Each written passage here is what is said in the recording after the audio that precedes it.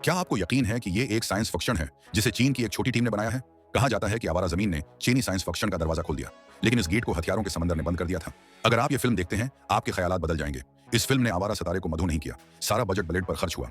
8 million युवान के सरमाए के साथ उसने उजलत का एक बड़ा एहसास और एक बहुत बड़ा सीवे को जिया लिया, और उसने बैन अल-अक़वामी एजाज़ात और एजाज़ात हासिल किए। ये फिल्म एक्स्ट्रा टेरेस्ट्रियल हयातियात का एक नया तस्वुर दिखाती है। वबा का साया है, लेकिन ये एक जैसा नहीं है। 2047 में खलाई अड्डे ने पुरअसरार सिग्नल्स के एक ग्रुप को पकड़ लिया और निजाम शमसी में एक पुरअसरार आसमानी जिस्म मिला।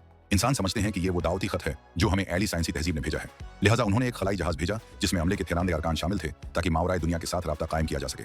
और आसमानी जिस्म का नाम शिंशी रखा। शंशी निजाम शमसी के किनारे पर है। शंशी तक पहुंचने के लिए खलाई जहाज 71 साल से सफर कर रहा है।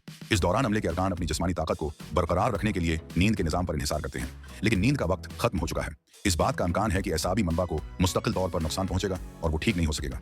शंशी बहुत बड़ी ताबकारी खारिज करेगा। न सिर्फ जमीन के दरमियान राब्ता खो दिया, लेकिन खलाई जहाज को उसके करीब जाने की हिम्मत न करने की वजह भी। शंशी सिर्फ बीरूनी मदार पर ही परवाज कर सकता है, जिंदगी की अशिया का पता लगाने से कासिर। लेकिन मदार पर मरजान की तरह अजीब क्रिस्टल अशिया मौजूद हैं। कप्तान ने तहकीक के लिए क्रिस्टल के कुछ नमूने लेने का हुक्म दिया, लेकिन वो नमूने जो असल में लेबॉर्टरी में महफूज किए गए थे, किसी वजह से वो बराह रास्त जहाज पर नमूदार हुए। कप्तान ने खतरा मोल लेने की हिम्मत नहीं की। एक चाल है, अमले को इन नमूनों को तुर्क करने का हुक्म दिया। एक ही वक्त में उन्होंने शिंशी के बारे में तहकीकात का आगाज किया, लेकिन तहकीकात अभी फजा में दाखिल हुई हैं। ये 10 तहों का समंदर है, हदफ खो दिया। इस वक्त खलाई जहाज में एक गैर मरई सेटेलाइट बड़े पैमाने पर उलझन, अमले के तमाम अरकान के जिस्म में तब्दीली होती है।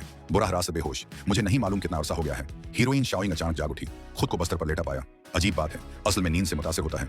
टांगों का होश खोना, थोड़ी सी सेहतियाबी। उसने अमले के दीगर अरकान से राब्ता करने की कोशिश की, लेकिन कोई रियायत नहीं, सब नाकाम हो गए। यहाँ तक कि केबन के दरवाजे का पासवर्ड भी तब्दील कर दिया गया।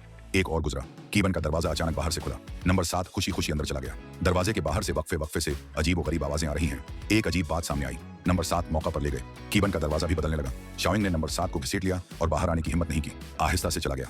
दरवाजे के बाहर शाओइंग एआई इंजीनियर है जिसने नंबर 7 बनाया। उसने जल्दी से आला निकाला, नंबर 7 की मरम्मत शुरू करें, लेकिन इत्तेफाक से उसके जिस्म से कप्तान के सर पर गोली लगी है। लेकिन शक नंबर 7 को फिर से जगाया। उसने जल्दी से पूछा, अजीब वाकया अभी सामने आया है और कप्तान का ठिकाना। नंबर 7 सिर्फ अपना मना खोलना चाहता था। एक जोरदार झटका, उनसे कहो हिफाजत करें। इसकी वजह यह है कि जहाज सितारे के बहुत करीब है।